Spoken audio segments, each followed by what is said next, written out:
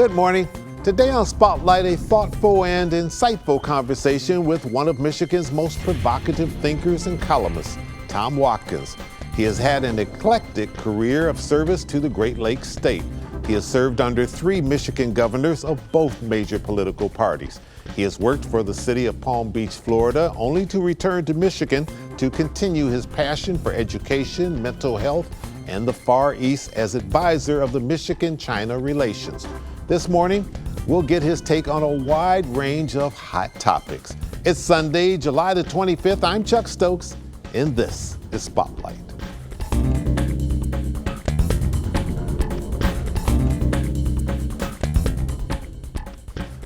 Tom Watkins, good seeing you again. Thanks for being with me today on Spotlight. You're no stranger to this program. I can't count the number of times you've been on throughout the, I was going to say years, but let's say decades. Okay. It's been a while. It's always great to be with you, Chuck. Thanks. It has. Assess the Biden administration and Tony Blinken's tenure so far in terms of foreign relations in the U.S. I think if I was to give a grade as a former state superintendent, I'd give him an incomplete. At this point in time, the United States is digging itself out of a hole. After 4 years of the previous presidents, our relationship with allies, friends, and foes have been certainly strained. And there's a lot of work that needs to be done. As you know, my interest in China, which I believe is the most important bilateral relationship in the world today, all major issues are going to intersect at the corner of Beijing and Washington, D.C. That relationship is on strain. The issue right now, too, and I assume we'll get into it, is with Haiti and Cuba. I mean, kind of peripheral issues, I'm sure, for the foreign affairs. In fact, reported last week in New York Times is that Cuba policy was being put on the back burner. Yeah. Well, all of a sudden it's on the front burner, and so is Haiti.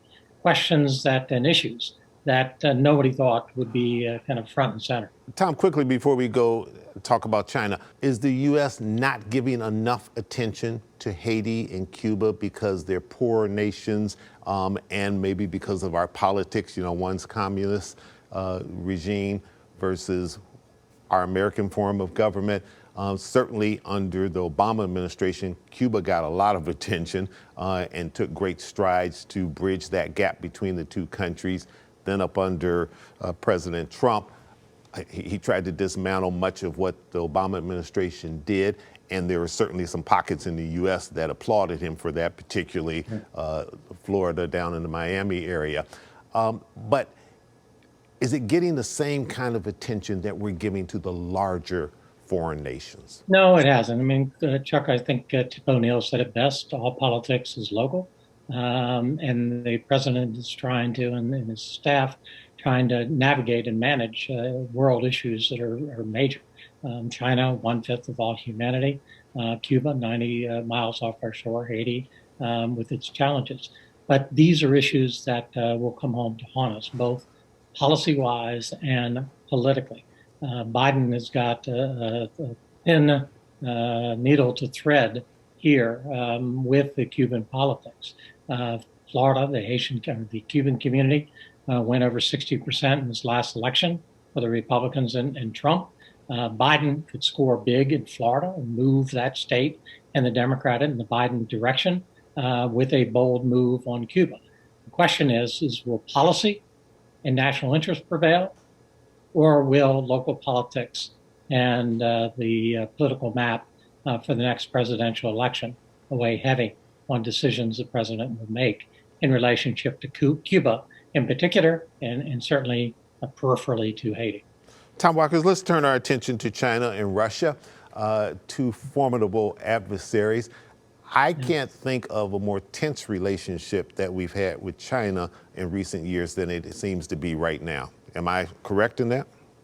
I think you're understating it, Chuck. It is very tense and to a boiling point. I mean, one of the things that I fear is what was Mao Zedong said, that the smallest spark can start a raging forest fire. An incident in South China Sea, misstep in regards to Taiwan, the pushback that the West and is making on relationships with Hong Kong and the Uyghur Muslim population. China allegedly has over 1 million Uyghur Chinese people, Muslim Chinese, in quote re-education camps. There's a lot of flashpoints in China. And as I indicated earlier, the bilateral relationship is absolutely critical to the U.S. as we try to navigate and negotiate issues as broad as the world economy, COVID, and how we're going to deal with climate change going forward. The U.S. and China need to come together on those global issues. Certainly, there are a lot of tense issues between the two countries. Is climate control and is agriculture an area in which maybe they can come together and bring some sort of partnership? The issue of world hunger, and China has done a tremendous job there. Over 40 years, they've moved nearly 800 million people out of abject poverty to the middle class, and climate change, which is a real issue. President Biden had a summit a month or so ago in Washington. The world leaders came together and they said the right things. In November, they're coming back together, and this is where the rubber will hit the road, where China, Russia, and the United States, are they going to lead to deal with this existential threat, climate change, that's facing the world? Only large powers can really move the needle on those issues. And I'm hoping the United States and China will come together and lead on the issue of climate, the pandemic, and global economic issues that I think all of us are going to face. All right, Tom, let me take a quick little break, give you a chance to catch your breath, get a quick little drink of water. We'll come right back. I want to pick up on Russia, and then we'll move to state and local issues. We'll be right back with Tom Watkins. Don't go away.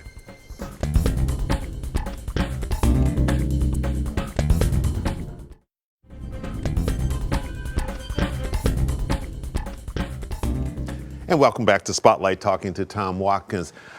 Let's pick up with Russia. The relationship between President Biden and President Putin reminds me of two bullies in the playground when we were growing up, and you're sort of testing each other out and sizing each other up, trying to figure out, who's the biggest and who's the baddest, and calling each other's bluff. Am I correct about that? And where do you see this relationship going, especially in terms of some of the cyber attacks? Well, clearly they are. I mean, Putin will push and push and push until he meets a metal shield. The United States cannot continue to say, don't cross this red line, and have Putin cross it. Mm-hmm. Then draw another red line and say, don't cross this red line, because he'll keep marching forward. He's done it in Ukraine. He's done it with his neighbors. He certainly did it in the 2016 attacks on our democracy and our election, and I believe happened again in 2020. We're now seeing it with corporations and ways on the cyber attacks. So we're going to have to push back and push back hard and retaliate in some fashion. Well, President Biden has made some idle threats and has said, if you continue to do this, then we have recourses that we're going to take action. We haven't seen him do that yet. Is he scared of Putin? I don't think he's scared of Putin, and I expect that we will see actions. And in fact, just the other day, a major cyber company, crooks, were shut down in Russia. And so there may be some face-saving ways where Putin can take action that benefits the United States without us having to literally have a heavyweight bout. I think there's an African proverb that when the elephants fight, the grass gets trampled. And so having tension between Russia and China is not good for the people of Russia. It's not good for the people of China, the United States, and all of humanity. So finding sensible ways which we can resolve these real issues. But you can't continue to draw. We've seen what's happened in history when we let strong men continue to push forward without any pushback. And it's not pretty. Let's turn our attention inward. COVID-19 has been all-consuming to everybody around the world. The real problem right now are the vaccines. They're ample number of vaccines available. The supply is not a problem. The problem now is who's going to get the vaccine. We've seen it become very political. We have seen the numbers increase, then we've seen them go back and subside as states have opened up. We've seen, depending on what the state is and the politics of the state, policies in terms of whether or not you have to get the vaccine or if there are going to be penalties in any particular area. It seems to me that if we're going to ever get to that 70%, the only way to get there is if private corporations take sort of the action that the Henry Ford Health System recently took and said, look, you don't have to get the vaccine, but you aren't going to be working here long if you don't get the vaccine. You don't have to work here either, right? Right. Yeah. And if schools take a stronger action, particularly the private schools, and say, look, you got to have vaccine to bring your kids in here. Now, that deals with a whole constitutional individual rights issues and a big debate over where does my right begin and where does my right end when it starts to interfere with your rights. Are our corporations maybe being a little too timid about enforcing these type of policies? Well, let's be very clear first off, is a pandemic. COVID doesn't care if you're Democrat or Republican, urban or rural. It's an equal opportunity disease, virus that will attack you and can kill you and can cause long-term damage. It seems to me that some states, some individuals are trying to prove Darwin right, that it's the survival of the fittest. But we need to understand that when you don't take action to protect yourself, you're putting your family members, your friends, and the broader community at risk. So yes, I think that it's clearly important that leaders at all levels, national, state, local, I commend the mayor of the city that's continuing to look at ways to work with community associations, the business community, the church, to get the word out, because we don't have enough people right here in our city of Detroit that are taking advantage of protecting themselves and the family. So corporations doing the lottery that Governor Whitmer has put forward, win $50,000 if you get the vaccine, any and everything, we should be pulling out all stops to protect life and to make sure that we're doing everything to get our country, get our schools, get our people back to a new normal. But Tom, how is this debate become so political, and why is it different than we tell people you have to wear your seatbelts? Now, I can't make you wear your seatbelt, but you know what? If the police see you going down the street without that seatbelt, they have the right to pull you over and give you a ticket. If you get in an accident or you injure someone else in your car and they don't have their seatbelt on, the insurance companies and the trial lawyers have a right to be able to come after you with vim and vigor. We don't tell people you can't drink, but we do say you can't drink and drive drunk. And if you do, there are going to be major consequences. Why is this, if I can get the word out, why is this so different? We've poisoned the well, Chuck, in this nation. Today, sad to say, we're living in the divided states of America, perhaps no greater than the Civil War. When we have a country that has to be built on trust and values and ideals and concern with our fellow man, wherever they're at, whatever their skin color, whatever their educational level, that we have to care about a shared vision and a common agenda. That doesn't exist. That's been eroded in this nation. And we need to get it back. I fear that if we had a major issue that would hit our country today, and we do have, with the pandemic, with COVID, we have another pandemic, and that is drug abuse, 93% increase. 93 million people, I should say, have died from drug overdoses in the past year. We have problems in this nation. We need to begin to come together to address them. If not, this nation is at peril. All right, we need to take another break. We'll come right back. We'll talk about voting rights, mental health, and education, 3 topics you know well. We'll be right back.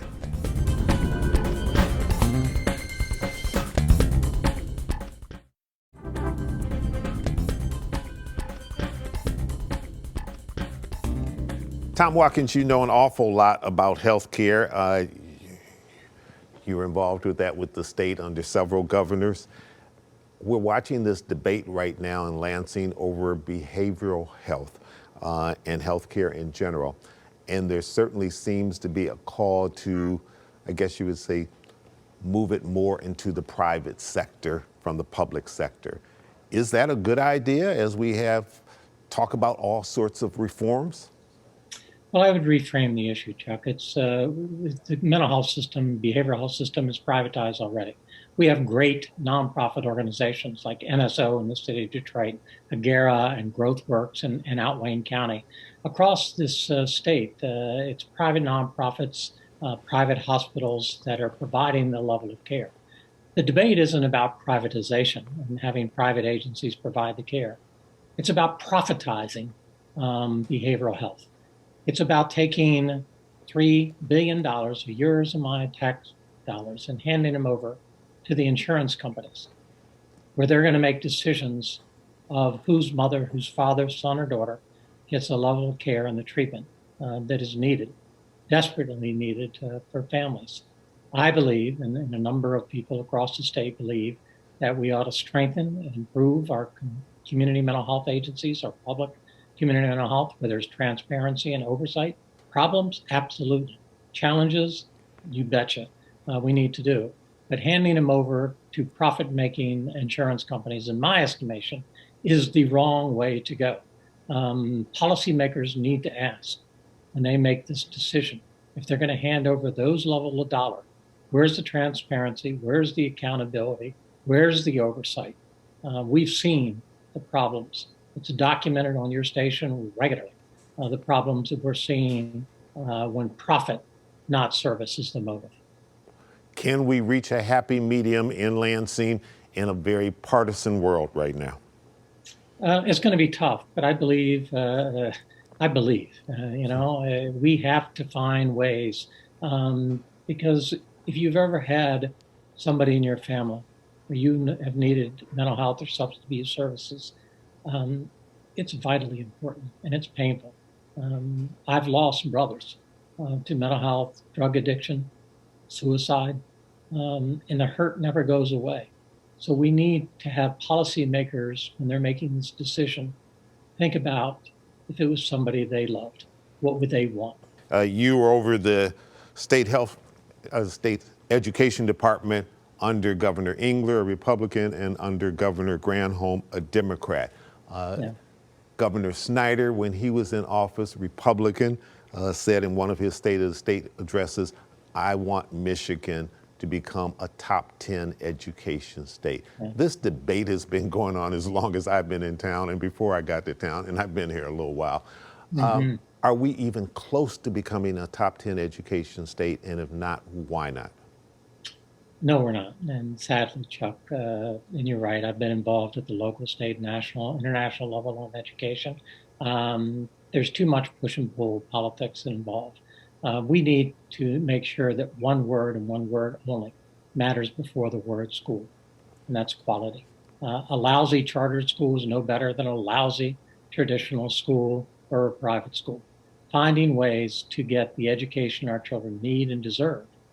And if people think, oh, that's just, it's over there, it's Pontiac or Detroit or Inkster that's struggling, this impacts us all. If you don't care about our children for the right moral reasons, which you should, about making sure that all of our kids get the education they need and deserve, you ought to care about it for your own selfish self-interest. Because a child without an education today is going to be an adult coming to your place of business.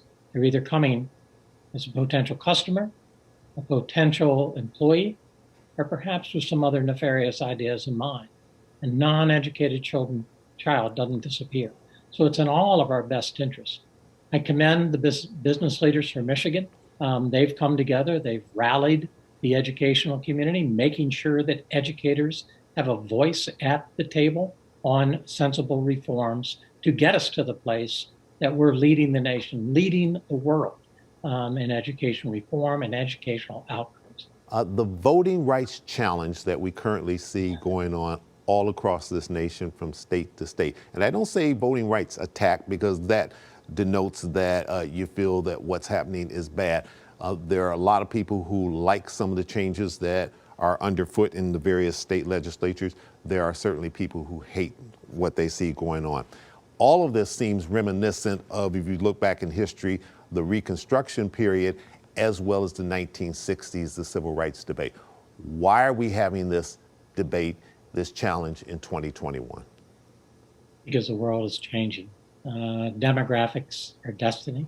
The black Is and it brown because of the population- coloring of America? It clearly, I mean, the black and brown population in America is rising, and people are trying to move the goalposts. We need to make it easy for people to vote. Let me assure you, going back to where we started, at the international level, that China and Russia are smiling when we erode democracy here in the greatest democracy the world has ever seen. We need to make it easy for people to vote and quit stripping people of their right to vote.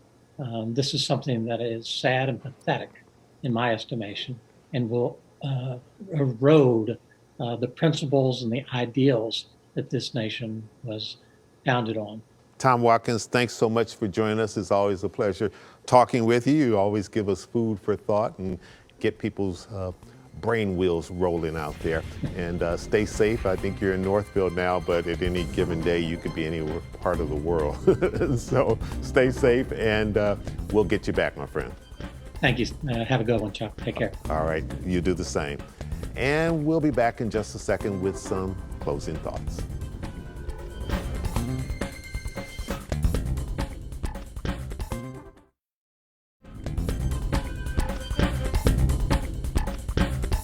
And welcome back. Finally today, don't forget to prepare yourself for the upcoming August 3rd Michigan primary election. It's not too late to vote via absentee or in person on Election Day. You can also read more of Tom's columns at the website on your screen. And we would also like to share some community interest news. The Ford Motor Company Fund and Detroit's Charles H. Wright Museum are offering community-focused barbershops in the metro area an opportunity to compete for a $10,000 grant as part of the Ford Men of Courage Challenge, designed to educate and empower African American men. For more information, visit fordfund.org. I'm Chuck Stokes. Have a great week.